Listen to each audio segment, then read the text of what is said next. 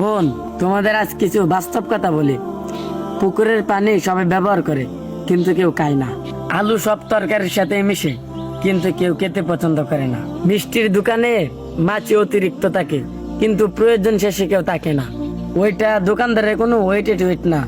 কুসা সহ একটি কলার দাম 5 টাকা। যখন ওই কুসাটা পেলে দিবে, তখন ওই কলাটা কেউ মাগনাও নিবে না। তখন এটা মশা মাছির খাবার হবে। বোন, তোমাকে এটা বলতে চাই, তোমার দেহটাকে এমন করো না যে সবাই পুকুরের পানির মতো ব্যবহার করে। তোমার মনটাকে আলুর মতো করো না, সবাই মিশবে বাট কেউ পছন্দ করবে না। তুমি তোমার মনটাকে মিষ্টির দোকানের মতো করিও না, সবাই মাছি হয়ে ঢুকবে, আবার কুদা শেষে বের হয়ে যাবে। উগ্র চলাফেরা করো না, সবাই তাকিয়ে মজা নেবে, কিন্তু কেউ সম্মান দিবে না। বধূ হিসেবে গ্রহণ তো কখনোই করবে না।